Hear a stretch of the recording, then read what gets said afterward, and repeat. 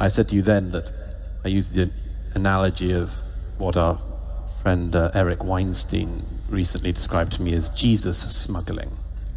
That it was a consequence of a discussion about biologists. What do you do if you're discussing design, intelligent design?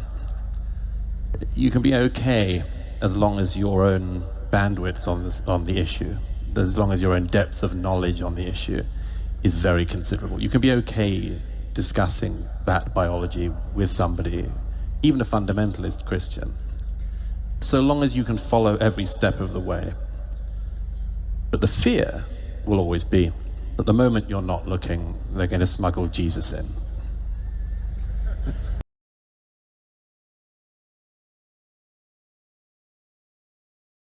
The relative import and of those two domains, let's say the poetic and the fictional and the rational. And the status of religion now in that. Well, I have a hard time reconciling that to some degree with your more, what would you say, formal statements about the problem, because your mechanism, the mechanism that you put forth above all, outside of truth, is rationality. And it isn't clear to me if you're willing to allow the utility of spiritual experience, which you do, and if you're willing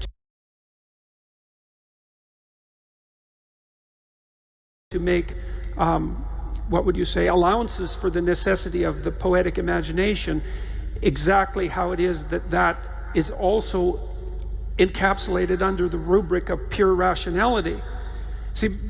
Let's see, and here's something, you can tell me what you think about this, and I've been thinking a lot about what Sam and I have been talking about, by the way. So I'm making the case in my writing that democratic institutions not only grew out of the Judeo-Christian substrate, but that they're properly ensconced within that substrate. But I'm also perfectly aware that not every religious or poetic system gives rise to democratic institutions, first, and also that there are Christian substructures, maybe the most obviously in the case of the Russian Orthodox Church, right, where the same metaphysical principles apply, but out of which a democracy did not emerge. And so it does seem to me that what we have in the West is the consequence of the interplay between the fantasy-predicated, poetic Judeo-Christian tradition and the rational critique that was aimed at that by the Enlightenment figures. And that seems to me to mirror something like the proper balance between the right hemisphere and its poetic imagination and the left hemisphere and its critical capacity. And then I would say that part of the way, so one of the questions you brought up was, how do we decide which, let's say, religious intuitions are valid? And I think we do that in part through negotiated agreement, because people have, look, even among the Catholics, say in the medieval time, there was an absolute horror of heresy. So if you were some mendicant monk and you had a profound religious vision, the probability that you were going to be tried as a heretic and burnt at the stake was extremely high, because even the gatekeepers of the religious tradition realized that religious revelation untrammeled by something like community dialogue, something like that, was something of extraordinary danger. And so I would agree with you that the poetic imagination and the ground of religious revelation is something that can lead people dangerously astray. But I would say at the same time that it constitutes the grounds of our initial exploration, and that it's actually ineradicably necessary. Okay, well, I'll briefly address that, and then I want to ask a question that brings Douglas directly in here. I think this is an instance of what's called the genetic fallacy, the idea that because something emerged the way it did historically, as a matter of historical contingency, it is good, the origin is in fact good and worth maintaining, or that it was in fact necessary, that we couldn't get these good things like democracy any other way, or were unlikely to. And I would say that there's no Abrahamic religion that is the best conceivable womb of democracy or anything else we like, science. That's a great place to get Douglas involved. Yeah. So, but I would just add one other category of thinking here. We have what we think is factual and methods by which we derive facts. And I would put rationality there and an empirical engagement with reality. Then we have other good things in life, like fiction and flights of fancy that are pleasing for one reason or another, and could be generative toward the first category. But then we also have, I would acknowledge, and we've spoken about this before, useful fictions and cases, I would, hope rare cases where fiction is more adaptive or more useful than the truth, right? That sometimes the truth can be not worth knowing. And I would argue that there are those cases, okay, but they're few and far between. We should focus on that to some degree. Yeah, so I wanted to point to Douglas here and focus on that, because I think your fear, Douglas, is that my style, or Richard Dawkins' style, or Christopher Hitchens' style of anti-theism, just let's just throw the vicars from the rooftops now, because it is time to end this thing. Not literally. Get off Twitter now, but. That's a hashtag, if ever I heard one. Yes.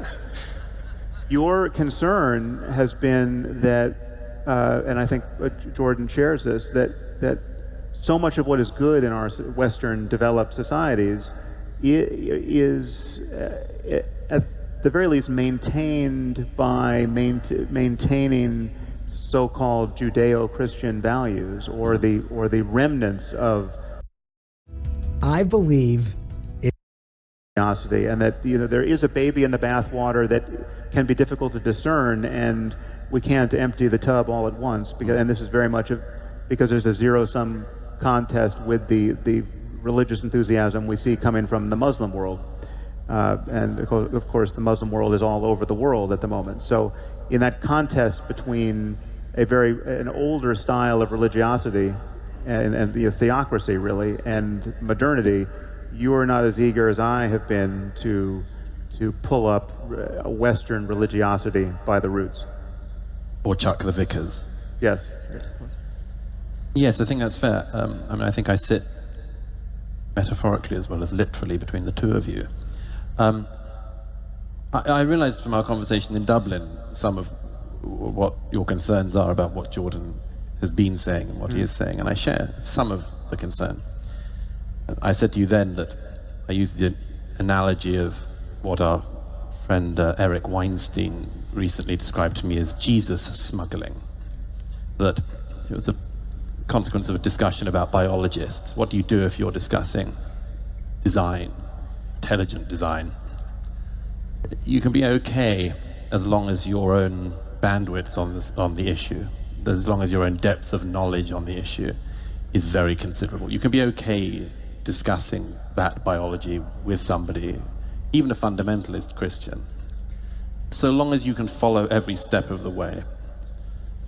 But the fear will always be that the moment you're not looking, they're going to smuggle Jesus in. Or they'll wait till the moment that you're not comfortable anymore with the argument, the bit when you're at the very end of your cognitive ability, and then they'll, trust me. There's Jesus. Yes. There's Jesus. And one of the things I realized from Dublin was, although I think you may not think that Jordan himself is going to try Jesus smuggling on you, you fear that somewhere down the line from what he's saying, somebody else will do that trick. Yeah, it's worse than that. I actually know the people who are clapping are doing that. I hear from those people on a daily basis, right? So the segment of Jordan's audience that is very happy to be told they can stay on the riverbank of their traditional Christianity for the most part, and they don't have to get into the stream of totally modern, rigorous, rational thinking about everything from first principles, right? That there's something that the Iron Age scribes got right, and it's right for all time.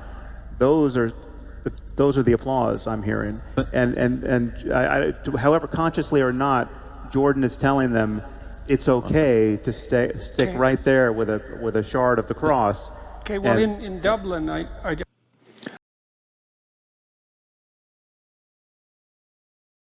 Wow, talk about the intellectual firepower on the stage there in London that night. Incredible, folks.